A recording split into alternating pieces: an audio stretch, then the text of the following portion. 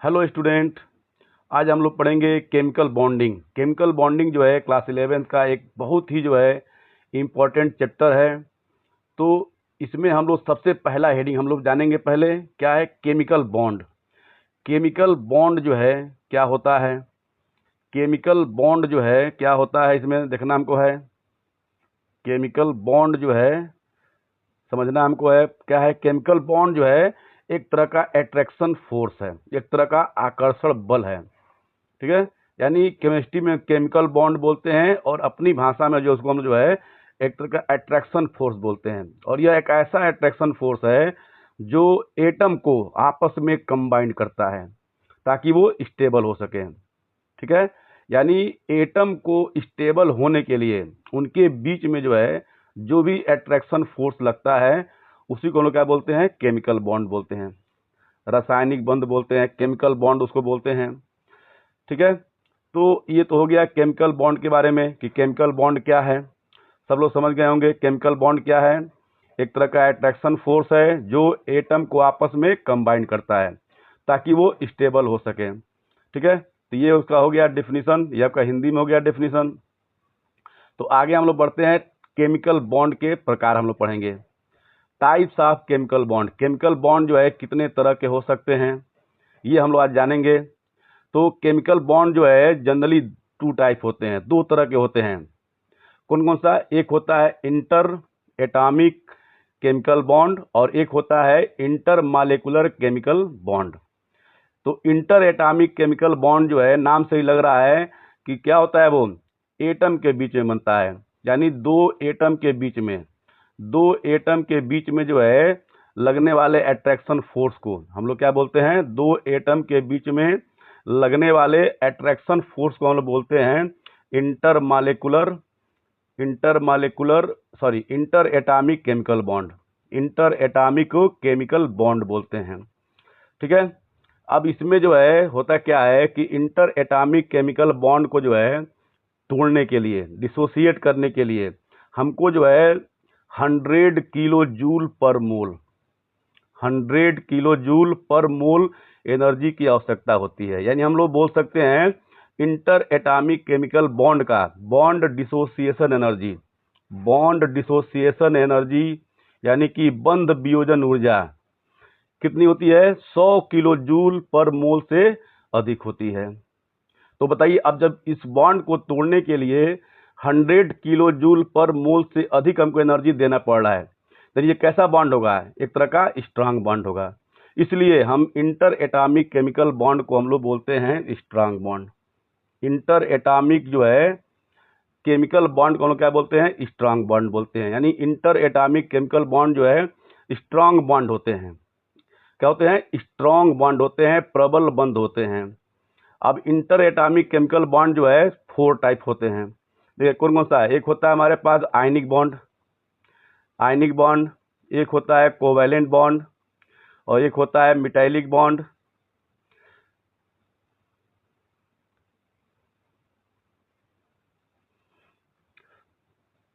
और फोर्थ होता है कोऑर्डिनेट बॉन्ड। ठीक है, तो यानी इंटर एटॉमिक केमिकल बॉन्ड जिसको हम लोग स्ट्रांग बॉन्ड बोलते हैं वो 4 तरह के होते हैं। आयनिक bond, covalent bond, metallic bond, coordinate bond. यानी ये चारों के चारों क्या है, स्ट्रांग बॉन्ड है। आयनिक बॉन्ड भी स्ट्रांग बॉन्ड है, कोवैलेंट बॉन्ड भी क्या स्ट्रांग बॉन्ड है, मेटालिक बॉन्ड भी स्ट्रांग बॉन्ड है, कोऑर्डिनेट बॉन्ड भी स्ट्रांग बॉन्ड है। लेकिन अब इनमें कंपेयर करना है कि इनमें से कौन सा स्ट्रांग है कौन सा वीक है। ठीक है, तो हम लोग देखते हैं, सबसे पहले हम लोग देखते हैं आयनिक बॉन्ड का। तो आयनिक बॉन्ड का जो BDE है मतलब बॉन्ड डिसोसिएशन एनर्जी कितनी होती है, 600 से 4000 किलो जूल पर मोल। यानी आयनिक बॉन्ड को अगर तोड़ना होगा तो हमको 600 किलो जूल पर मोल से लेकर के 4000 किलो मोल हमको एनर्जी खर्च करना पड़ेगा, तब जाके ये बॉन्ड आपका टूटेगा। तो ये स्ट्रांग बॉन्ड में सबसे स्ट्रांग बॉन्ड है, यानी दुनिया का सबसे ये मजबूत बंध है, सबसे स्ट्रांग बॉन्ड है। अब इससे थोड़ा कमजोर कौन होता है हमारे पास, कोवैलेंट बॉन्ड। इससे थोड़ा कमजोर कौन होता है, कोवैलेंट बॉन्ड, क्योंकि इसको तोड़ने के लिए 350 से 400 किलो जूल पर मोल एनर्जी हमको देनी पड़ती है। ठीक है, तो अब इसके बाद से आता है हमारे पास मिटाइलिक बॉन्ड।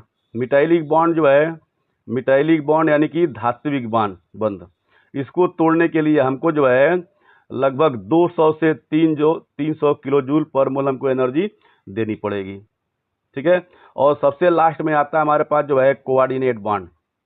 कोऑर्डिनेट बॉन्ड यानी कि उप सहसंयोजी बंध, यानी इस बंध को तोड़ने के लिए हमको जो है लगभग 100 किलो जूल से 150 किलो जूल पर मोल हमको एनर्जी खर्च करनी पड़ेगी। तो यानी ये चारों के चारों जो है स्ट्रांग बॉन्ड है, लेकिन इनमें भी सबसे स्ट्रांग कौन होता है? Ionic bond. उससे थोड़ा कमजोर कौन होता है? Covalent bond. उससे थोड़ा कम कौन होता है? Metallic bond. और सबसे इसमें कम कौन होता है? Coordinate bond.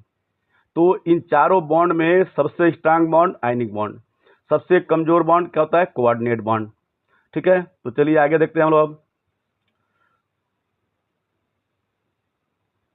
अब देखिए, अब आता है हमारे पास जो है सेकेंड नंबर। सेकेंड नंबर हमारे पास जो है क्या है? Intermolecular chemical bond. Intermolecular chemical bond हमको देखना है। इंटरमालिक्यूलर केमिकल बॉन्ड क्या है? सेकेंड नंबर का है। ये क्या है? ये हमारे पास ये सेकेंड नंबर का है। ये सेकेंड नंबर का केमिकल बॉन्ड है। ये सेकेंड नंबर का केमिकल बॉन्ड होता है।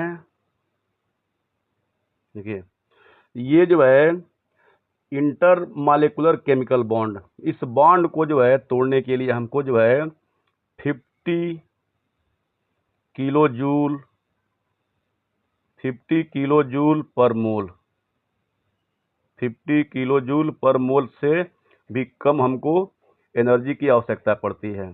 इसलिए जो है इसका बॉन्ड डिसोसिएशन एनर्जी, इसका बॉन्ड डिसोसिएशन एनर्जी कितना होता है बच्चों? 50 किलो जूल पर मोल से भी कम होता है। यानी इस बॉन्ड को तोड़ने के लिए हमको 50 किलो जूल पर मोल से भी कम हमको एनर्जी चाहिए। यानी इसका जो है बंध वियोजन ऊर्जा कितना होता है? 50 किलो जूल पर मोल से भी कम होता है। इसलिए जो है इसको हम लोग क्या बोलते हैं? वीक बॉन्ड बोलते हैं। इसको हम लोग क्या बोलते हैं? इसको हम लोग वीक बॉन्ड बोलते हैं। यह क्या है? एक तरह का वीक बॉन्ड है। वीक बॉन्ड है। तो केमिकल बॉन्ड क्या हो गए? दो तरह के हो गए। एक इंटर एटॉमिक केमिकल बॉन्ड जो स्ट्रांग बॉन्ड होता है, जिसको तोड़ने के लिए 100 किलो जूल मोल पर मोल से भी अधिक एनर्जी देनी पड़ती है। और ये सेकेंड है इंटर मालिक्यूलर केमिकल बॉन्ड, जिसको डिसोसिएट करने के लिए 50 किलो जूल पर मोल से भी कम एनर्जी लगती है। इसलिए यह क्या है? एक वीक बॉन्ड है। तो केमिकल बॉन्ड दो तरह के हो गए। पहला हमारे पास हो गया इंटर एटॉमिक केमिकल बॉन्ड जो स्ट्रांग होता है। ये सेकेंड हमारे पास है इंटर मालिक्यूलर केमिकल बॉन्ड जो वीक होता है। अब इंटर मालिक्यूलर केमिकल बॉन्ड कितने तरह के होते हैं? इंटर मालिक्यूलर केमिकल बॉन्ड जो है कितने तरह के हो सकते हैं? तो वो देखिए, वो हमारे पास होते हैं जनरली 2 टाइप होते हैं। एक होता है हमारे पास जो है, एक हमारे पास होता है बच्चों, फर्स्ट नंबर होता है हाइड्रोजन बॉन्ड। तो हाइड्रोजन बॉन्ड जो है सभी लोग नाम सुने होंगे कहीं ना कहीं। हाइड्रोजन बॉन्ड का जो है, हाइड्रोजन बॉन्ड जो है आप लोग नाम सुने ही होंगे। हाइड्रोजन बॉन्ड, तो ये बॉन्ड जो है, इस बॉन्ड को डिसोसिएट करने के लिए, इस बॉन्ड को डिसोसिएट करने के लिए हमको लगभग जो है 10 से 40 10 से 40 किलो जूल 10 से 40 किलो जूल पर मोल 10 से 40 किलो जूल पर मोल हमको एनर्जी खर्च करनी पड़ती है। इस बॉन्ड को तोड़ने के लिए, हाइड्रोजन बॉन्ड को डिसोसिएट करने के लिए हमको जो है लगभग 10 से 40 किलो जूल पर मोल हमको एनर्जी क्या होती है? खर्च करनी पड़ती है। तो इस तरह जो है हाइड्रोजन बॉन्ड का जो है bond dissociation energy, bond dissociation energy कितनी होती है बच्चों?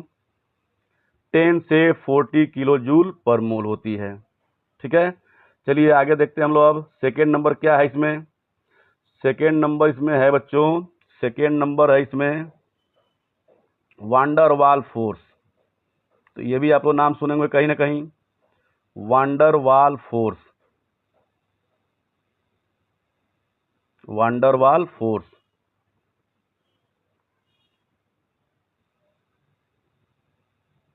वांडर वाल फोर्स।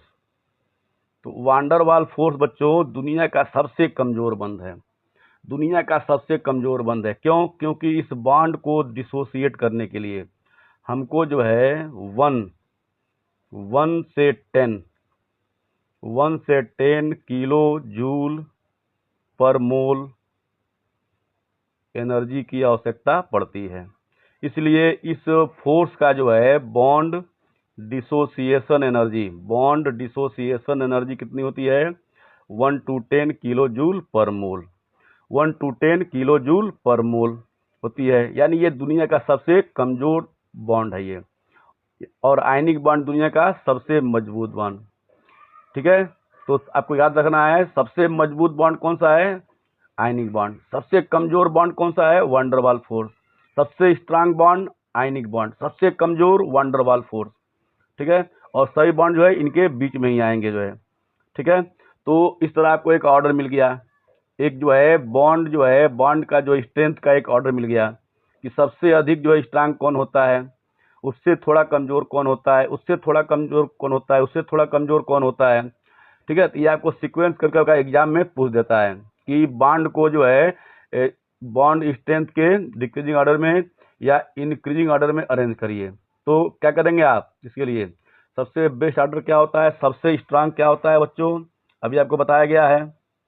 सबसे स्ट्रांग बॉन्ड कौन है? आयनिक बॉन्ड है, आयनिक बॉन्ड। ठीक है, उसके बाद से जो है कोवैलेंट बॉन्ड, कोवैलेंट बॉन्ड। फिर उससे कमजोर कौन सा है? मिटाइलिक बॉन्ड है, मिटाइलिक बॉन्ड। मिटाइलिक बॉन्ड से भी कमजोर कौन सा बॉन्ड है? कोऑर्डिनेट बॉन्ड, कोऑर्डिनेट बॉन्ड है, कोऑर्डिनेट बॉन्ड। ठीक है, कोऑर्डिनेट बॉन्ड। ठीक है, और उससे भी कमजोर कौन सा हमारे पास है? हाइड्रोजन बॉन्ड, हाइड्रोजन बॉन्ड है।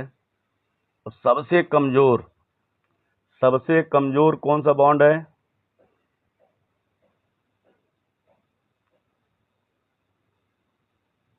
सबसे कमजोर बॉन्ड कौन सा होता है?